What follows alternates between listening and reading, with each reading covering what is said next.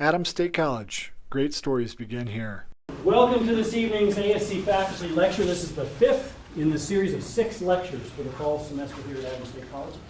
And this evening it's my pleasure to introduce to you my friend, Dr. Brent King. And I say that actually fondly because this is the 3rd time he's done a faculty lecture for me. They're always wonderful talks, so I'm actually very happy to have him back.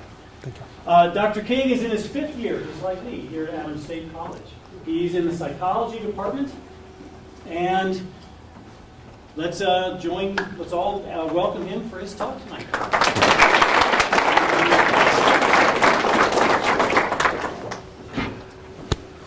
Okay. Tonight, as the title says, we're going to talk about gender communication and sexual harassment. As a general disclaimer before we get into the topic itself, we're going to be talking about gender issues. We're going to be talking about research that has been done, a lot of which is correlational in nature. Now, for those who, it may have been a while since you've taken a statistics class, and I know some of you students are currently in it, correlation tells us what? Huh? Relationships. It tells us that 2 things are related. It doesn't tell us that something causes another. So much of what we're going to be talking about is trends.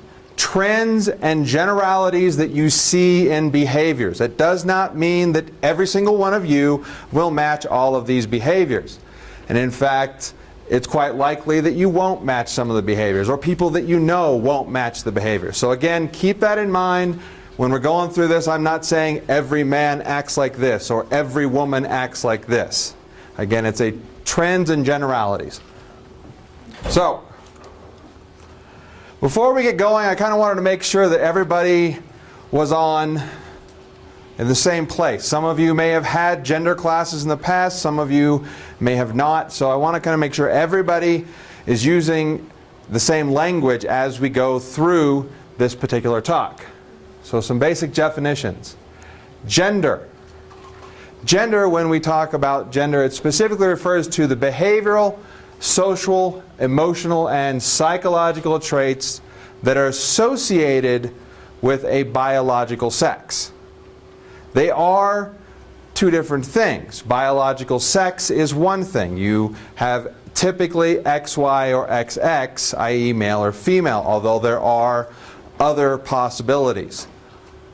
Gender is defined by culture and typically is defined to match how a man behaves in a culture or how a woman behaves in a culture. And what do we mean by culturally defined? Do we have any athletes in here? Okay. Athletes? Show of hands. Okay. Specifically for athletes, if you are on the field and you do something good, where are you allowed to be patted? Great job. What? On the butt. Someone in the back said ass, so same thing. You're allowed to be slapped on the behind. You did a great job. That's acceptable behavior in American culture.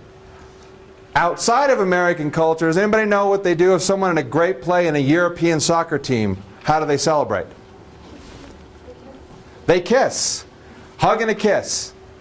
So they grab them, throw them up in the air, and give them a kiss. On an American sport, so imagine an American football team. You're watching pro football, Sunday Night Football. If 2 football players grabbed each other and kissed, what would the audience do? Freak. They would freak out. You're not fitting our gender role. You're not fitting what is acceptable behavior. So that's what we're talking about when we're talking about culturally based behaviors. Gender identity, specifically, is the self-identified gender that you define yourself as having. And again, typically that matches whatever your biological sex is, although again there are some cases where it may not. Gender identity usually means that you are accepting the basic gender behaviors that the culture has defined for that gender. Communication. Since we're talking about communication, what is it? Specifically, communication is the process of exchanging information between two or more people.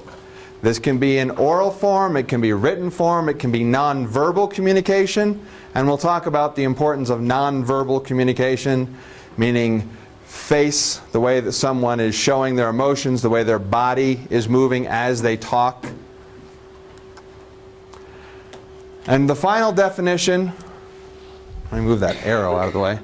The final definition here, sexual harassment, which is one of the main topics for the night. Sexual harassment is repeated, unwanted sexual advances, propositions, or sexual behaviors aimed towards another person. It is under the law a Title VII civil rights violation. It is regulated by the U.S. Office of Equal Employment Office and Counsel. It has been defined by the courts, so the Supreme Court has said that sexual harassment can happen in basically two ways. Hostile work environment. That does extend to college campuses as well, because this is in some way considered a work environment. Or quid pro quo. This is essentially someone in power saying, if you want to keep your job or keep this position, you will do X sexual favors for me. So essentially a trade-off. And that's the Supreme Court has basically said you can have sexual harassment in one of these two categories. Further, the courts have said that in order to qualify as sexual harassment, behavior has to be subjectively abusive to the person or persons that are affected. I.e., the person that feels that they are being harassed, that's up to them to decide. Subjectively, they can say, I am being harassed by this behavior. Or I should say, and it must also be objectively severe or pervasive enough. Meaning that it has to happen frequently, or if it's not happening frequently, it has to be a very severe type of behavior. Further, the court has said that you define some of these things by looking at how often the unwanted behavior is taking place. Has it happened once? Has it happened multiple times? Is it happening daily? How severe is the conduct itself? Whether or not the conduct included a physical threat or humiliation, or if it, and these are the court's words, mere offensive utterance. So basically, in some way, they're saying that saying something is less than humiliating someone or potentially physically threatening them. Whether the conduct unreasonably interferes with the person's performance, wherever they're at. So work or school performance, if the behavior is getting in the way of that, then it can qualify. And then, what is the effect on the person's psychological well-being? How did it make them feel? And then whether or not the harasser was a superior or there existed some form of power differential. And again, this is important on college campuses where the research that I'm going to be talking about is conducted, because on college campuses you have situations where someone isn't necessarily the boss of that person, but there does exist a power differential.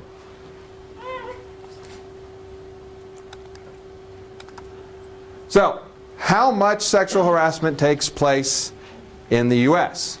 It's estimated by the federal government that 1 out of 20 women are harassed in the workplace, because we have lots of statistics for the workplace since it's regulated. There is no corresponding estimate for men. And in fact, there are some individuals who argue, and even some courts, that have stated that men cannot be harassed. By their very nature, a woman cannot harass a man. That may feed back into, as we'll talk about, some of the ideas of what is acceptable gender behavior for men and what is acceptable gender behavior for women. Here is the prevalence directly from the U.S. Equal Employment Opportunity Commission. And you see this is trends from 97 to 2008. This is the number of cases that was filed with the federal government. Here you have the percentage of these cases that were filed by men. So you'll see that the percentage of cases that have been filed by men have been increasing. And here you have the percentage of cases that have been filed by women. So out of all cases, they do break it down by who filed. And one thing and a question that might be popping into your head is who is doing the harassment. That is not reported. I went through all the reports that I could find. In a 2006 statement, I found one reference that indicated that based on the statistics that they keep, less than 1% of all cases was male on male or female on female harassment. So in most of these cases, you're talking about men filing saying that they are being harassed by women, or women filing saying that they are being harassed by men. Here is the monetary impact in millions of these particular cases. And you'll see we're usually talking about close to $50 million in various settlements and things like that. So when you wonder why are people interested in this particular issue, if you want to boil it down, not look at the impact on people and the psychological impact, if you're not even interested in that, you can at least say the business world's going to be interested in it because of the monetary cost. By the way, if you have any questions, you can jump in at any time. So, on college campuses, what do we know? Well, we don't know a lot because unfortunately college campuses tend to keep most of their statistics in-house. This is not something that they like to advertise, especially if you're talking about student-on-student or faculty-on-student harassment. They don't really want to put that kind of information out there, so it's not readily available. But since the mid-50s, there has been research on college campuses that looks at something called climate. And essentially what they're looking for is equality. Are men and women treated equally on the college campuses? What that line of research has found, and this is again over multiple decades, they've found high rates of sexual harassment towards female students. And again, most of this research is aimed at looking whether or not the campus is equal for female students. So there are a number of questionnaires that didn't actually look at didn't talk to male students.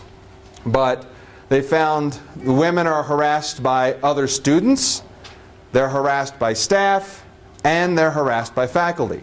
So it is a problem on college campuses. And it is something that has led to lawsuits against colleges.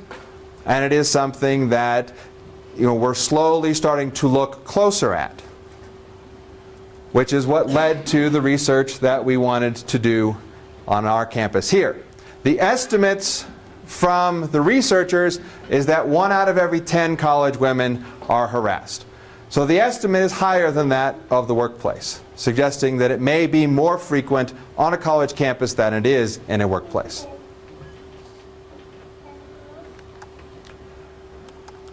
So that leads us to the question of what the problem is and why are researchers interested. Specifically for business people, educators, and researchers, our question is, why does sexual harassment occur? You would think in a logical world that if you hit on someone and they say, no, I'm not interested, then you should move on. You would think that in a world where we expect everyone to be equal, that people would treat people and each other equally. That's not the case. So why is it happening? And then, what can we do to actually bring the numbers down? What can we do to reduce the amount of sexual harassment that's taking place? Employers and schools, in some cases, are both legally and financially responsible for the harassment that takes place under their roof. And so from their perspective, they want to bring the numbers down simply because it's going to cost them money at the very least. Hopefully because they want a better environment, but that's not always the case. So at the very least, you can point at the pocketbook and say, look, if you don't do something about this, it's going to cost you money in the long run. The current study that we did, we looked at 458 students on Adams State College campus. 209 of them were male, 248 were female, one person didn't tell us. 144 of them were freshmen, 111 were sophomore, 113 were juniors, and 88 were seniors or senior plus. We had 5 graduate students, so we lumped them in with the seniors. Here is a race breakdown just to give you an idea of the racial makeup of our sample. We had 55% of our sample was Caucasian, 28% was Hispanic, 7% was African American, and 9% was made up of other. We had categories where you could mark Native American, Asian American, or mixed, and that was 9%. So we had a pretty large sample. We got to a fair number of students. The research itself took a little over a semester to do, carried it into a second semester. We went into the classrooms, had everybody fill out these long surveys, and hopefully they responded truthfully, as always a problem with self-report type of information.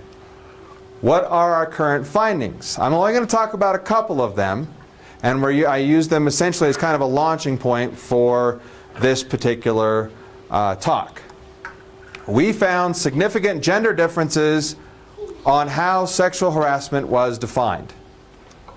We found some pretty big differences on how men define sexual harassment and how women define sexual harassment. Specifically, women were much more likely to include verbal behaviors, whereas men tended to limit their definition of sexual harassment to physical behaviors. At best, most men said that verbal behaviors were sometimes sexual harassment. The question allowed them to say, this particular behavior is always sexual harassment, sometimes sexual harassment, never sexual harassment, or I don't know.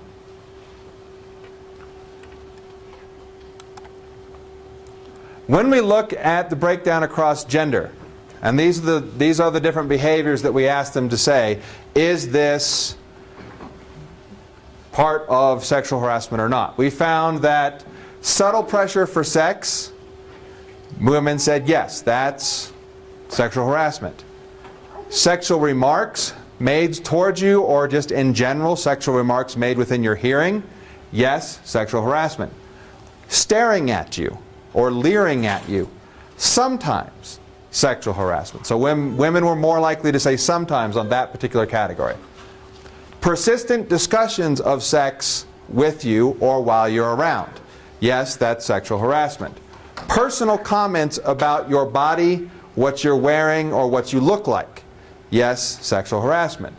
Unwanted sexual advances, so the person's actually potentially propositioning sex even though you're not interested. That was yes. Demands for sex, yes. Touching, yes. And finally, physical assault, which hopefully everybody would agree definitely falls into that category and goes beyond. The red is where you see differences. So you'll see some pretty big differences here between how men and women defined what sexual harassment was. Men said for subtle pressure for sex, sometimes. Sometimes it is, sometimes it isn't. Sexual remarks, again, sometimes. Staring, flat out no. Persistent discussion, sometimes. Personal comments about how you look, no. That's not sexual harassment. Unwanted sexual advances, here's where they agreed with the women. Unwanted sexual advances, demands for sex, touching, and physical assault.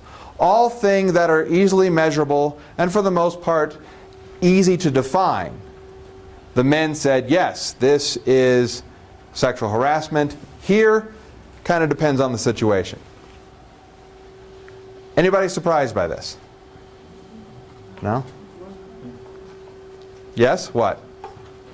You would think sexual harassment, any pressure for sex at all would be considered sexual harassment, no matter how subtle it is. And I think regardless of the word subtle, the following pressure for sex would be considered sexual harassment. And some men agree with you based on their responses, but you would be in a minority within our sample. Now, why do we think we got this difference in the way that sexual harassment was defined, which is what I wanted to talk about tonight?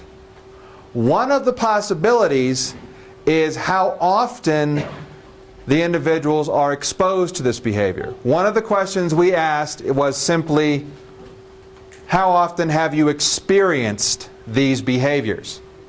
And so we went through and just looked at comparing men to women. How often did they experience these different behaviors?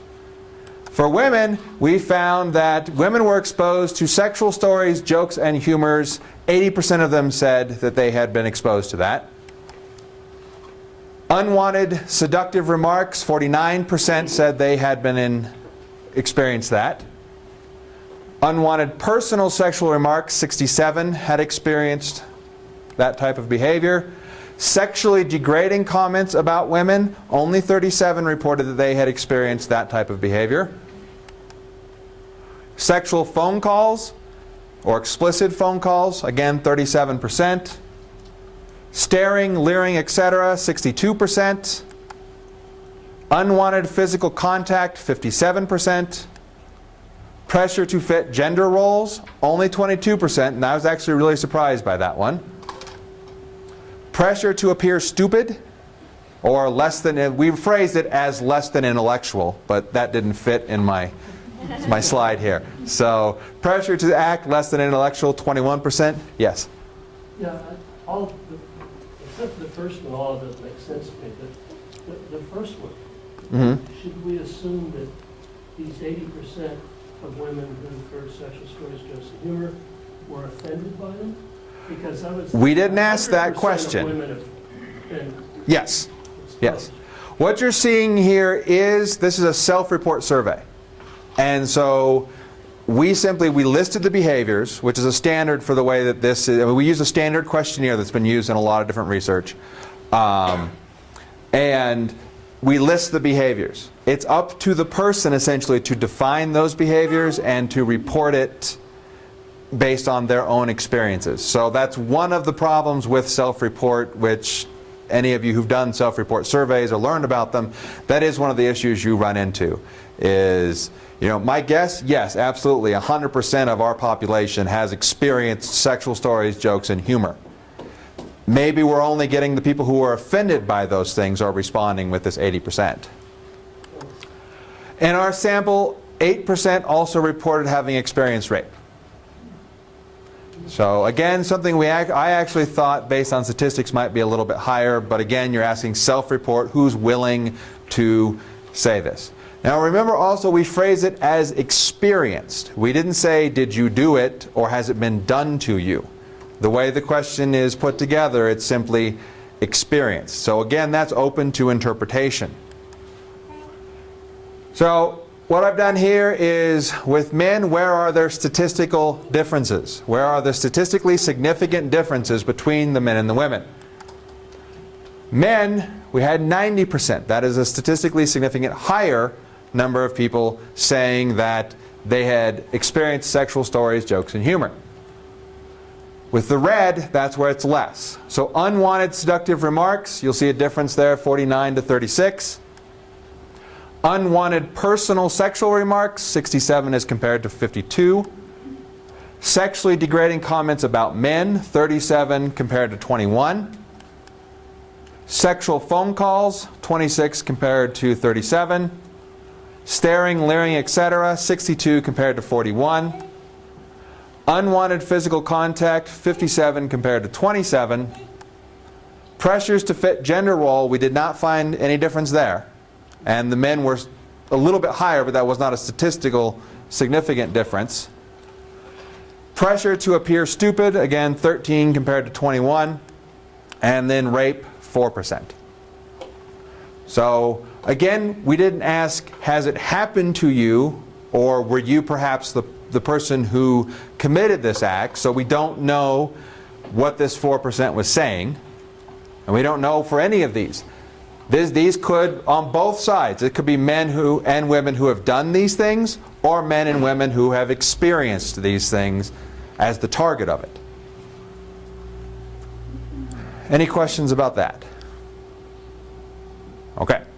So, with frequency, we can look at frequency possibly leading to some of the differences in definitions that you see.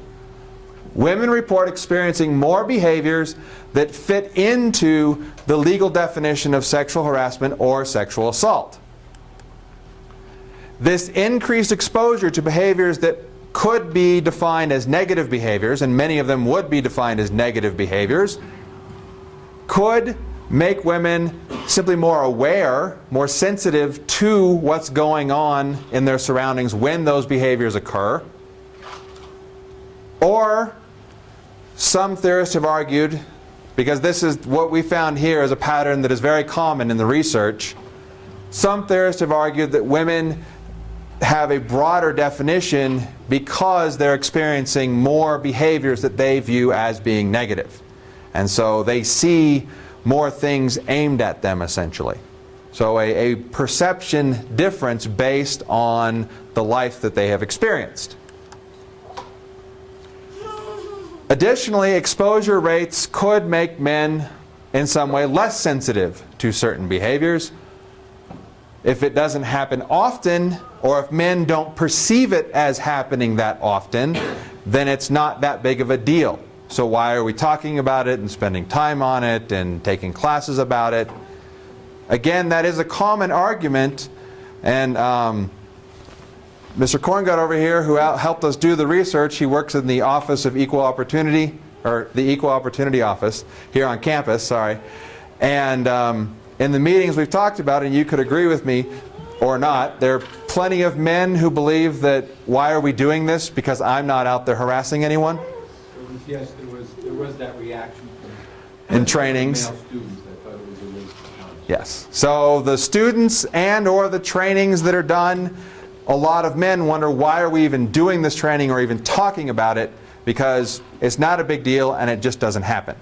But if you look at the frequency ratios, it does happen. It is something that's going on. We do run into here with the frequency argument a kind of chicken or egg situation. Which came first, the exposures, the gender role shaping, again, which is why we'll go on to more potential explanations. Gender role as an explanation.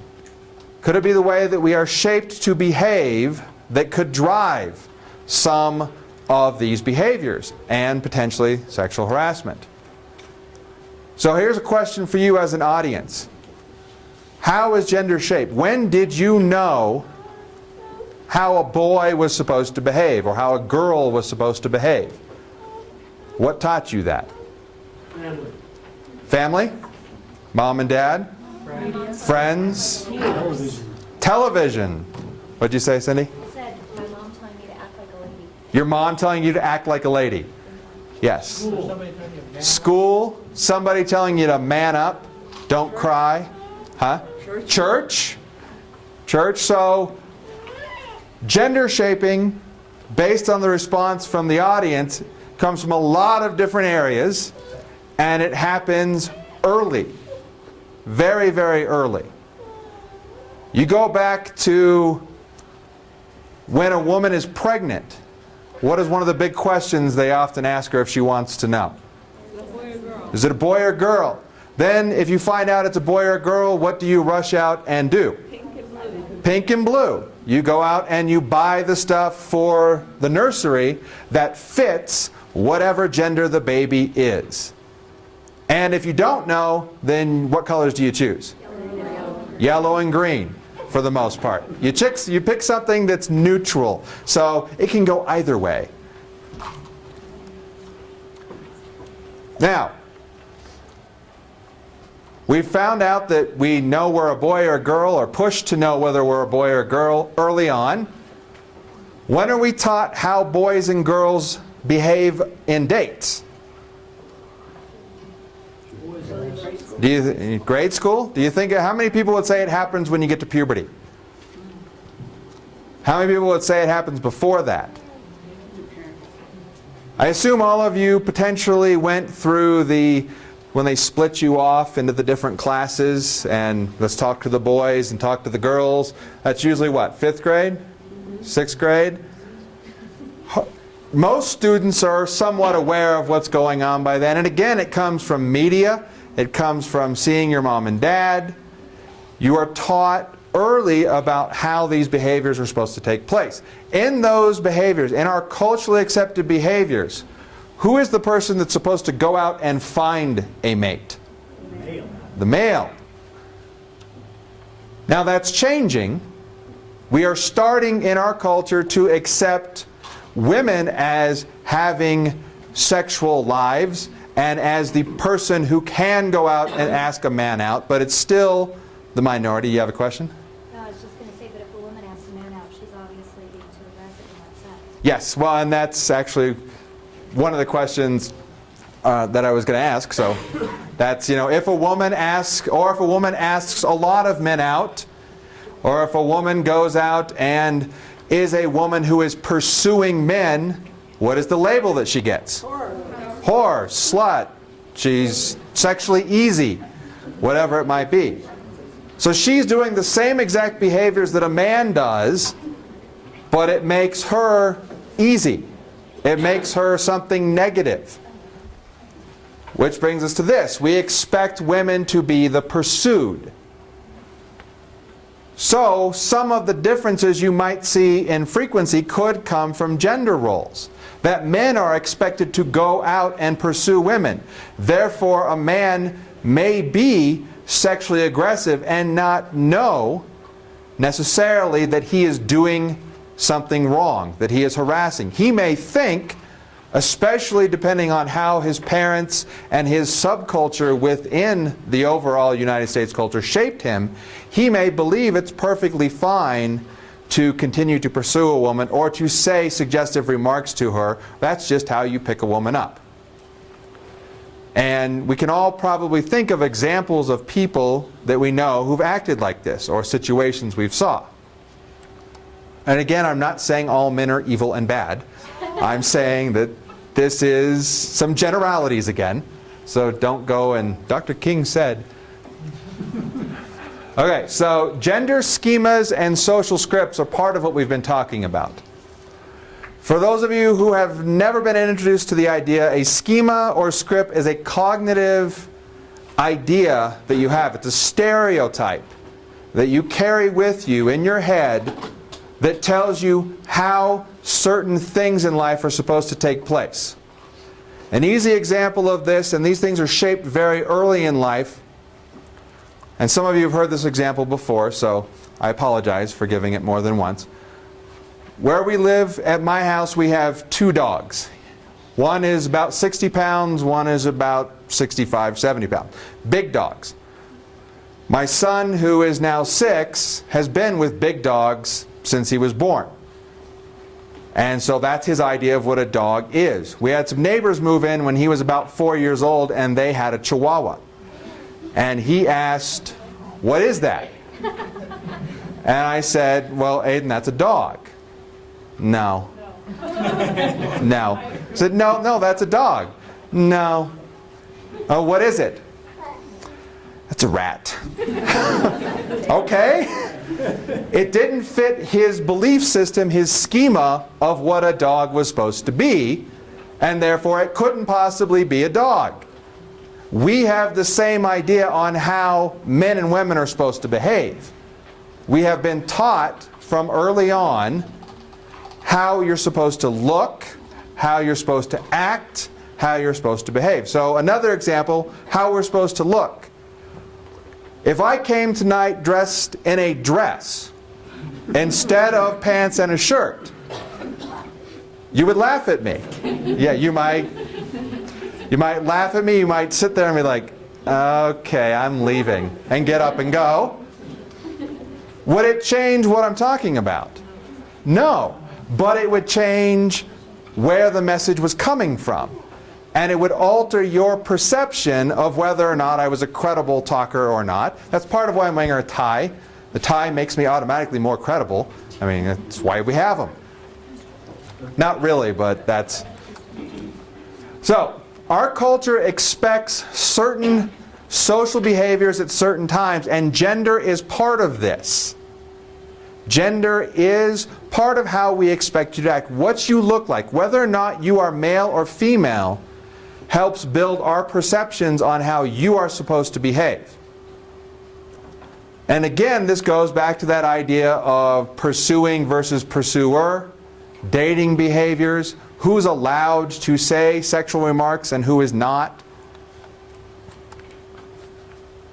When we looked at some of the written comments, because we had an open section where people were allowed to share with us any comment they might have. Kind of an open-ended question. Just tell us some of your thoughts. We got a number of examples, especially among people who tended to have a very strict definition of what sexual harassment was.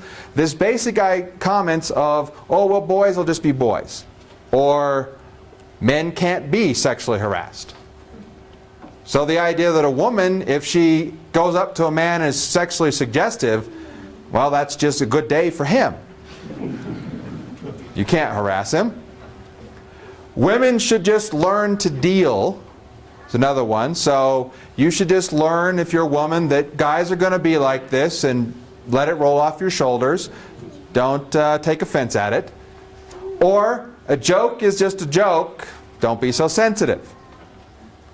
And that's certainly, if you look at the history of litigation on sexual harassment, this is the kind of defenses that you often will see, the kind of arguments that you'll see.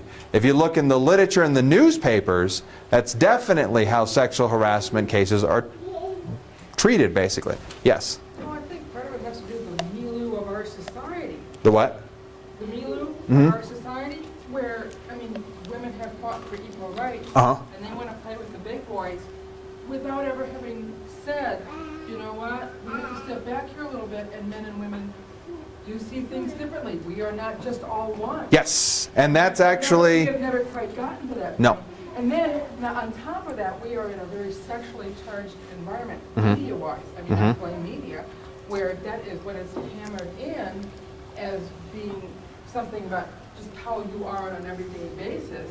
And you mix those two things, Yes. and this is what happens. Yes, and that's actually one of the next potential explanations we're getting to, is the idea that men and women do not view the world the same way because of many different reasons, one of being which the way that they're shaped from the beginning, and that is actually what we call genderlek, or the idea that when you talk you have a dialect because you've been raised in a certain area of the country. There's a whole line of research where they talk about what's called genderlek, the idea that you have a certain way that you have been raised and a way that you communicate that is unique to your gender. Now again, remember here we're talking about tendencies, so we're not saying all women or all men behave in a particular way. You gave me a good segue there. So, there are literally decades of research and multiple books, as well as, they've some of the women and men who've written the books have gone on national book tours and things like that. This is an area of research that's been around for quite a while that shows that men and women have a different way of communicating.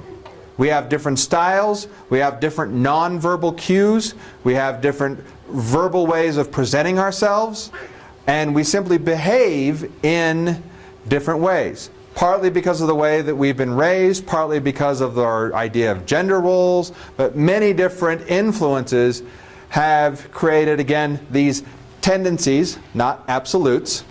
But the idea is that many of these differences, we're not really aware of them. When we're talking to each other, we're not aware necessarily of the differences that are there, and that potentially leads to miscommunications, to problems in communications, where there is different interpretations on each side of the equation.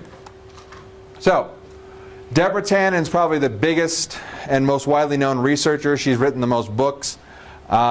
Women communicate for rapport, is what she says, and men communicate to report. And just with that statement, there's a very different reason to be talking compared to based on her research and the other research that's out there. That women talk for different reasons than men talk. And when you put the two together, it doesn't really mix real well. Male-female conversations from this perspective are cross-cultural. And we use different languages. And therefore, the words themselves, or the way that we're presenting them, may take on different meanings.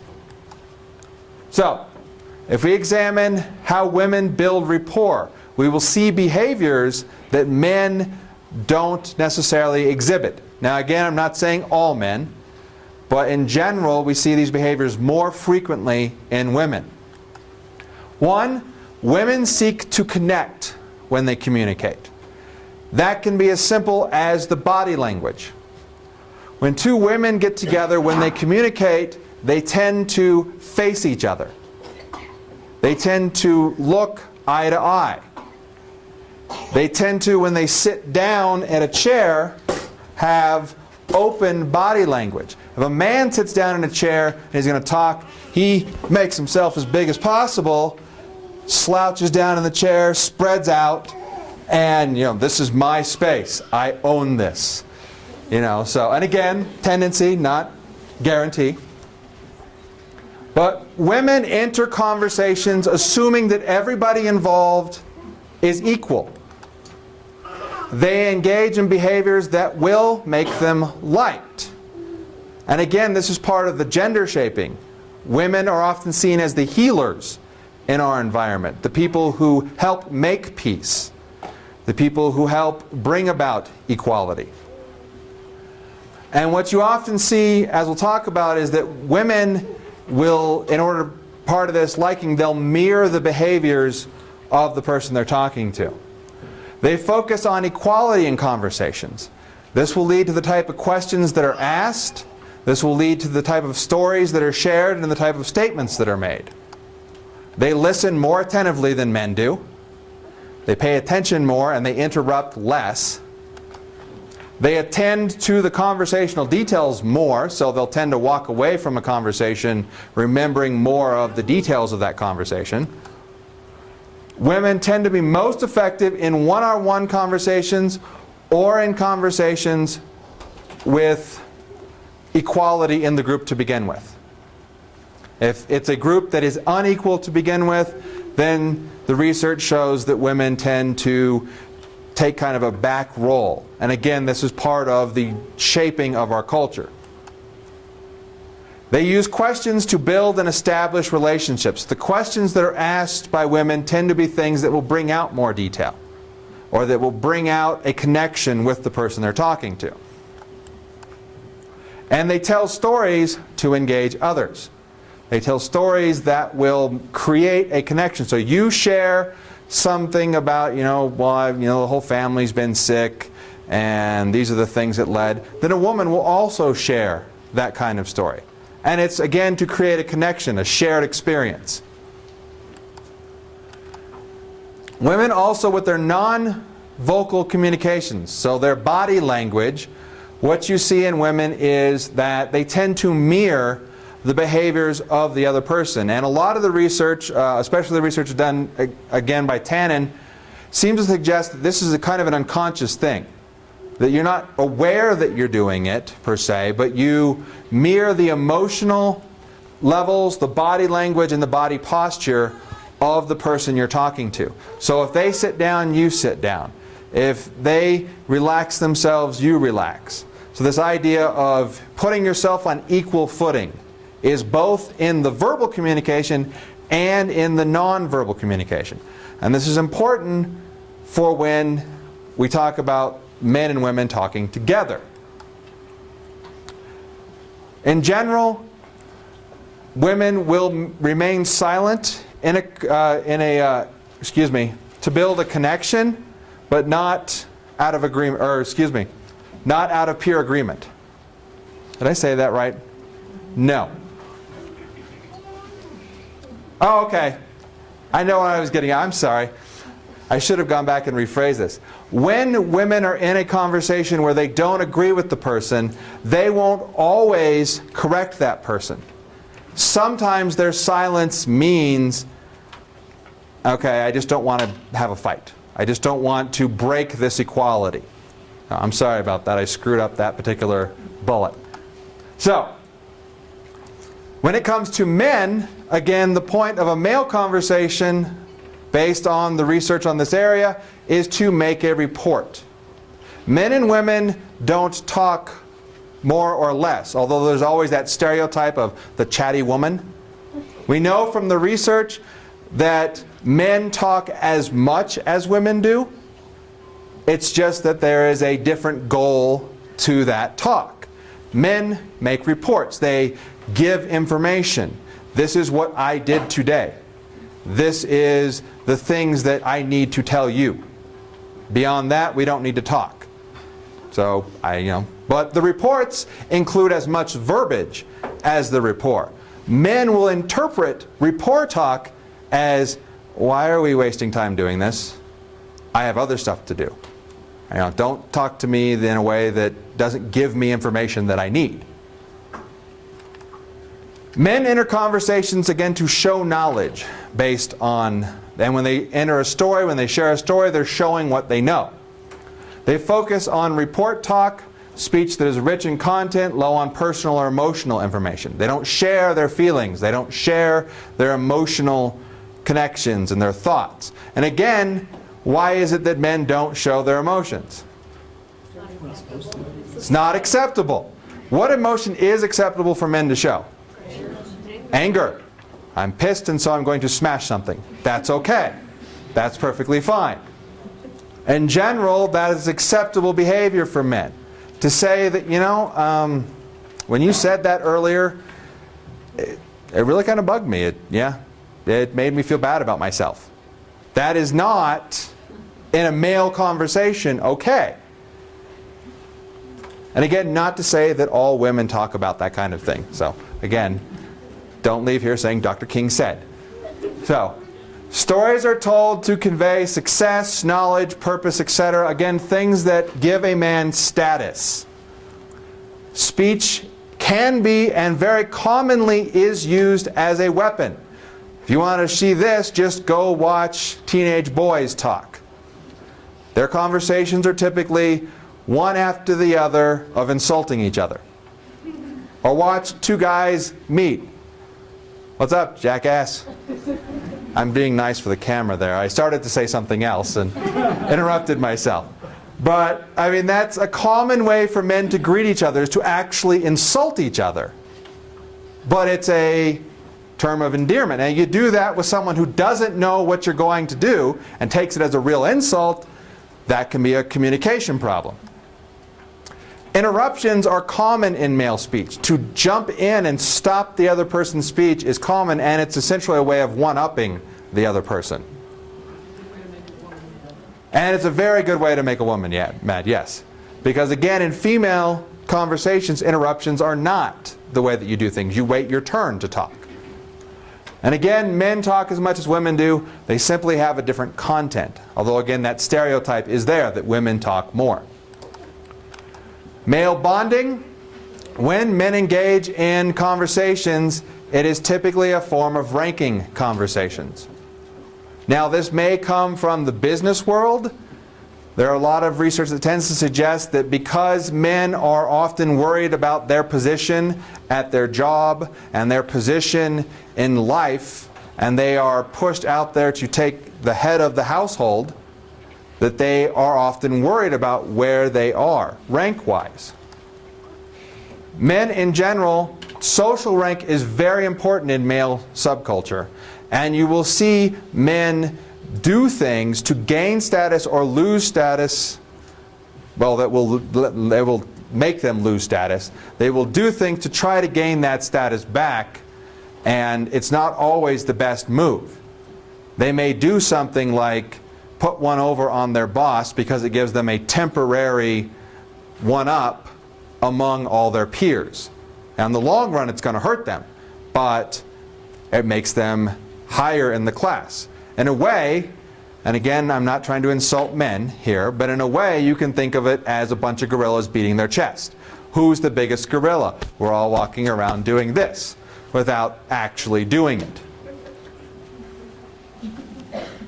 Men are used to commanding attention. When men walk into a room or when men enter a conversation, they're used to kind of leading that conversation, especially if it's a conversation with a group of women. Can you top this? Is a lot of the guys' stories. One guy tells a story, oh yeah, but you'll never guess what happened to me last week, is the way that the next guy follows it up. They're just always adding, and well, you told this story, and now my story's bigger and better. Questions in male conversations are actually not wanted. When you question somebody, you're essentially threatening their story. You are basically throwing out a challenge. Can you answer this? And if you can't, then you go down in rank. Now again, remember that women question as a way to make connections. So you can see a big problem here. A man's telling a story, a woman then follows that with a question. He takes it as, well, what, you don't trust me, you don't believe me? That's not the way it was intended, but that's the way that he takes it, and then you have a fight.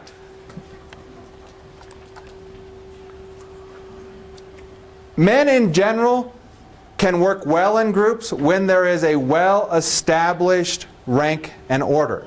If you put, the research shows, if you put men into a group where there is no clear leader, you basically get a whole bunch of guys trying to be leader. And again, that doesn't always make the group work terribly effective.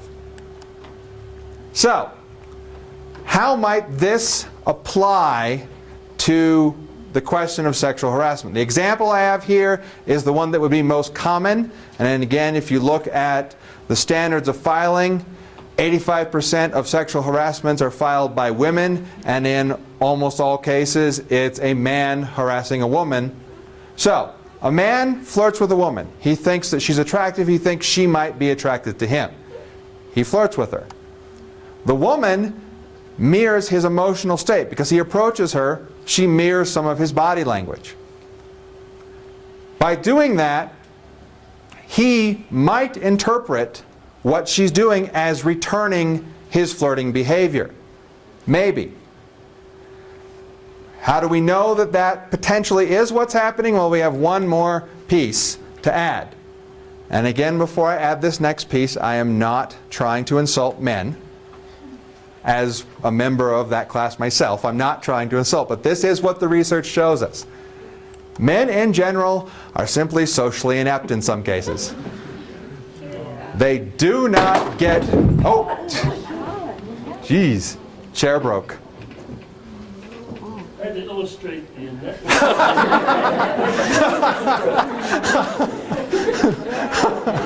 Are you okay?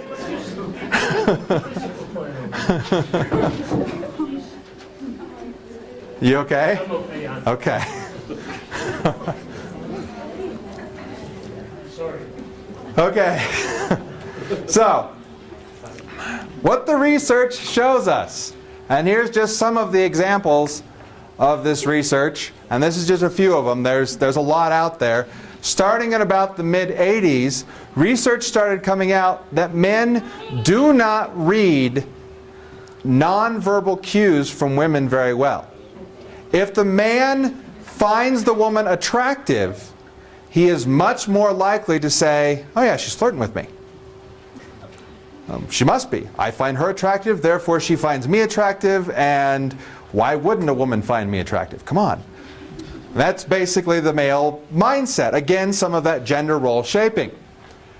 They tend to underestimate nonverbal cues of friendship, which is a lot of what that mirroring is. It's a, I'm equal to you, we can communicate on an equal level. It's not necessarily flirting, but men tend to underestimate how much of that behavior is not flirting.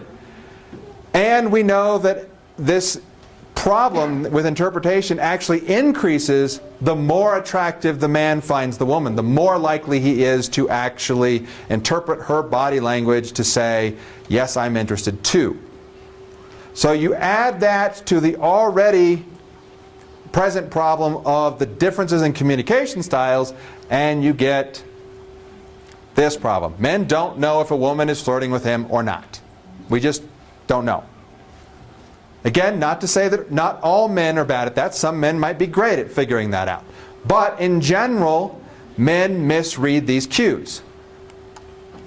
So, back to our situation. A man flirts with a woman. She mirrors his behavior. He then interprets that mirroring as sexual interest. His dominant role that society has told him he has doesn't allow him to be wrong. If he's wrong, then his rank goes down. Therefore, I can't be wrong. Even if she tells him, I'm not really interested. Come on, you must be interested. I've seen those Hollywood movies, and eventually the woman gives in. And the romantic couple go off together. So I know if I keep going after you and do something cute, you'll eventually like me.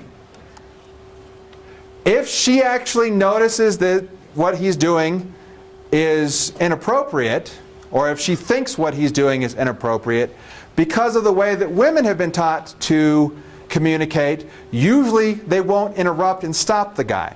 They'll just quietly leave the situation, try to get out of it, remove themselves from it, but not put up a hand and, you know what you're doing is making me uncomfortable, knock it off. That is actually something that you tend to not see.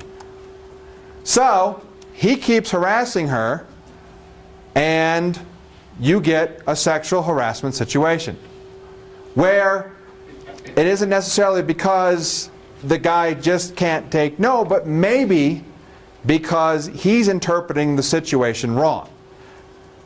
What does this tell us for sexual harassment? Can I ask you, Yes. There's a big jump in my brain from flirting to sexual harassment. If some guy's truly flirting, to me flirting has to do with also being polite and socially acceptable. And harassment does not. There's a big gap in there. And I don't know if most women, if there was a politeness and a respectfulness there between someone asking you out on a date or saying something funny or trying to engage you in conversation. Yes. Versus what I see, Yes. sexual harassment. There's a big jump there. Well, and there certainly is differences in severity of the behaviors. And you certainly have some sexual harassment that fits into this first piece, where people who just can't take no for an answer, be it man or woman, where they just, look, I deserve this sex and you should give it to me. That is the general mindset that they approach the situation with. And those types of things, those are the hardest to do anything about in the workplace or the college environment. And so what the aim of our research was trying to find in some way those situations that we can do something about, which would potentially be the ones that are miscommunications and actual where the guy doesn't necessarily know how far he's taken it and that he should have stopped. Yes? This has been going on for a long time because you have the picture of the caveman hitting the girl over the head of the club because, this has been going on. The idea of the male as the pursuer and the female as the person who needs to be pursued and captured, that is certainly part of the way that Evidently, the caveman's way of solving the situation was to hit her over the head and bring her into the cave. Well, we don't know. I mean, that's a caricature. Yeah, But it is certainly, there are men out there who may still hold that belief. And there are women out there who may still hold that belief, that they're allowed to hit anyone they want over the head and take them back to their cave. Again, I don't think that we can, aside from policing those kind of situations, I don't know how much impact the education system can have. With these last three, I think education could help. if frequency of behaviors creates different definition of inappropriate behaviors is part of the reason we see sexual harassment, gender role shaping is part of the reason we see sexual harassment, and miscommunication is part of the reason we're seeing some sexual harassment, then potentially education could address those particular 3 issues. So just letting men know it happens a lot more frequently than you actually think it does. So that maybe men are more aware of the behaviors. And if they see one of their friends doing something, they can, you know what, knock it off.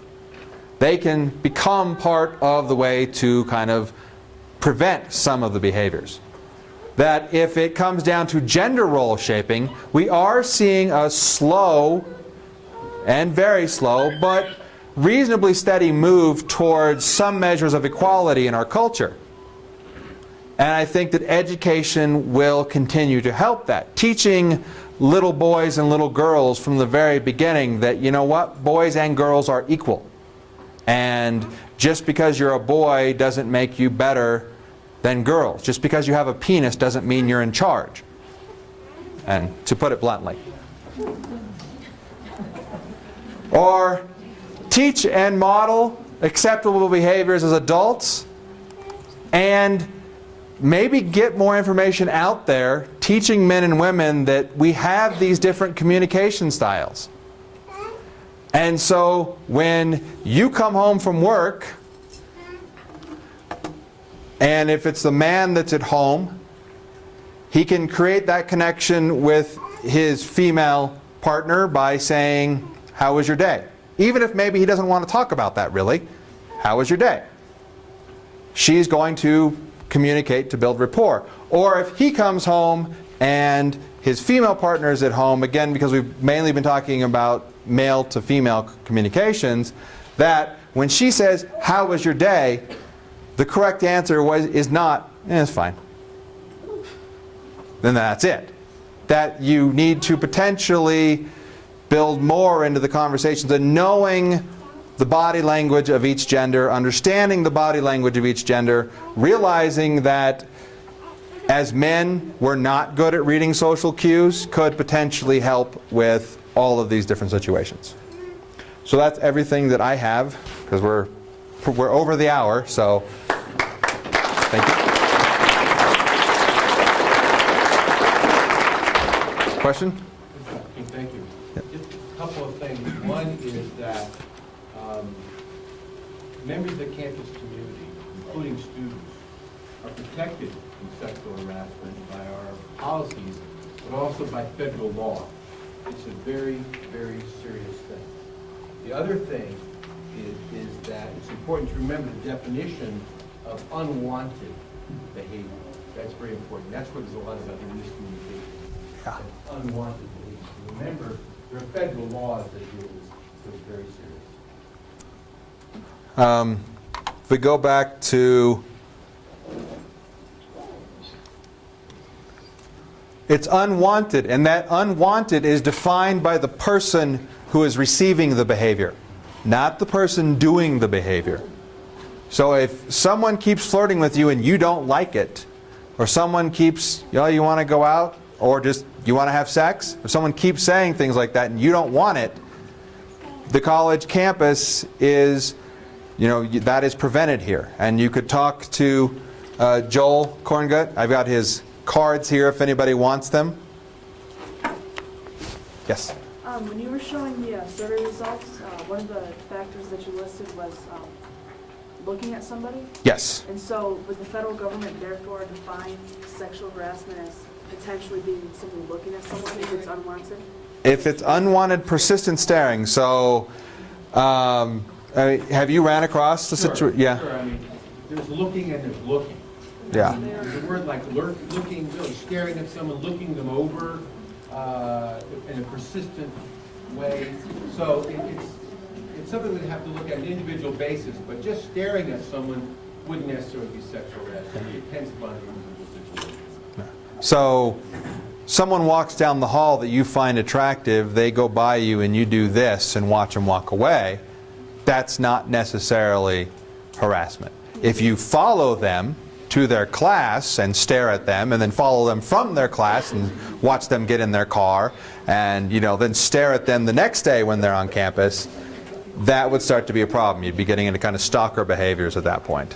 So when you So, go out of your way to physically follow them, that's well, lines crossed? that's one example. It's one example. Or just in the workplace. If you sit in your cubicle and stare across at the other cubicle all day long, every time the person looks up, you're looking at them. That might cross in. And again, as he said, it's an individual situation. There are many behaviors that are not sexual harassment. They may be rude, inappropriate, but they may not be sexual harassment, but they're still inappropriate types of behaviors. Yeah. And whether or not something is sexual harassment or not is ultimately up to the court to decide, be it the judge or the jury, whatever type of trial that it goes into. So it's not entirely the woman potentially saying, I felt so uncomfortable in this. No, well, and if you look at if you go to the website where I got the statistics from, they actually break it down even into how many cases were thrown out, so they were found to be groundless. Yeah, I was going to ask. And so they break it down how many were settled out of court, how many went into arbitration, and they go into all the different numbers, which I just didn't think we had time to cover all of it here. Other questions? Okay. Oh, hold on, sorry. Oh, Doug. As part of being sexual harassment, does a person affected have to, in some way or another, let the person doing it, let them know is unwanted? Depends on, my understanding, depends on the severity of the situation. I mean, if it's just asking out here and there, you want to go out and things, you want to do something like that, I mean, that could be just be nice. I feel like. Yes, that if you just go up and ask somebody, would you like to go out, get some coffee, that potentially would not fall in. And you ask once, and then they say no, or maybe you ask a couple times and they say no. Well, I mean, like, maybe you say you're working with a bunch of people and everybody's going out for drinks on a Friday. Uh-huh. And then you ask one person every Friday or whatever, and they keep saying no because they don't want to, specifically, they don't like that. Mm-hmm. They don't let you know, you're just trying to be nice. I mean, how would that be? Right. The potential victim doesn't have to say no. That's not required. They don't have to say no. And if they just don't want to go, I mean, but they don't have to disagree with you or argue with you. That's not required. So, I have a question. Okay, so say it's like in a sexual way that the person is coming across to you.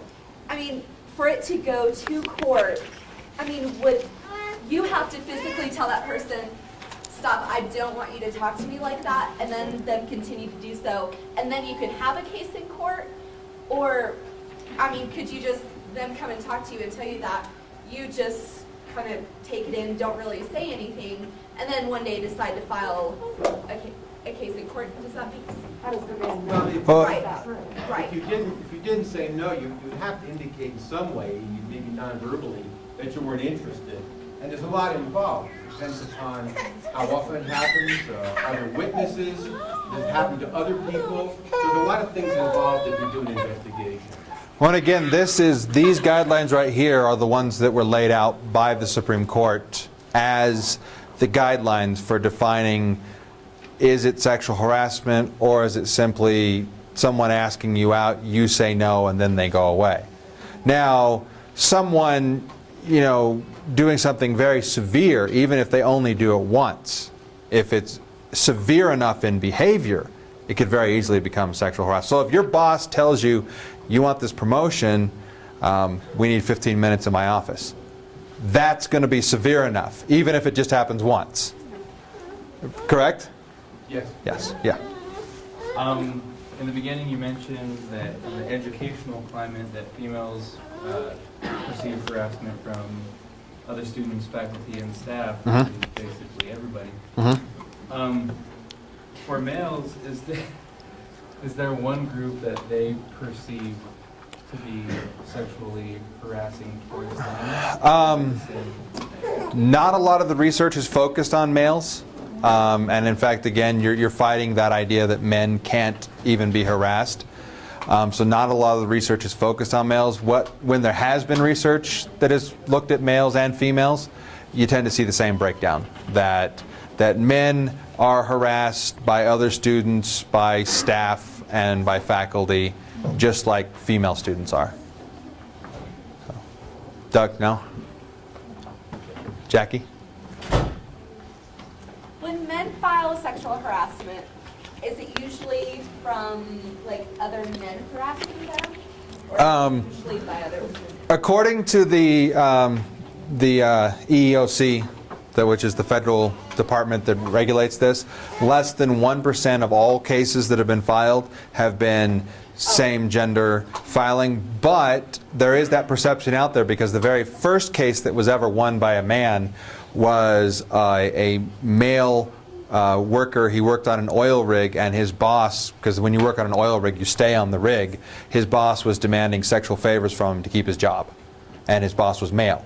And so the very first case that went to court was a male-on-male harassment, and so there is that kind of perception that it must still be men, but in fact most of it is female-on-male harassment, especially if there's a power differential.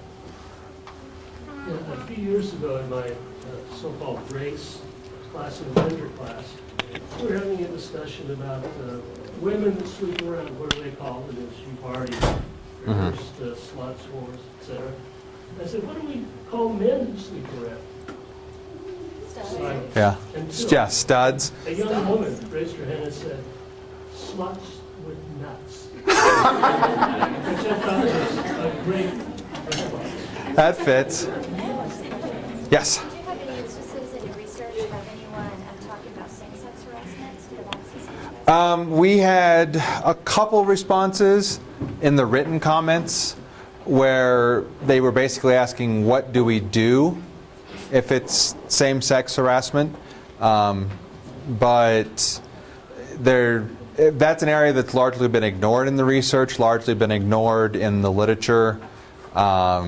Again, even though you do have cases in the court where it's been same-sex harassment, but I mean, you also see that in the law enforcement community in general.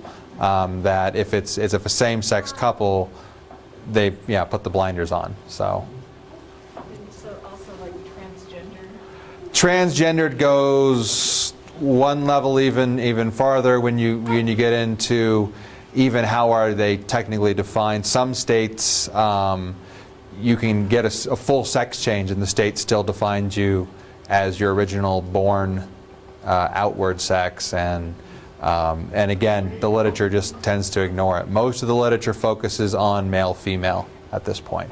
What you'll probably see is, and that's because, again, that's largely how our culture is cut into those two cookie-cutter situations, that even academics don't always address the other possibilities.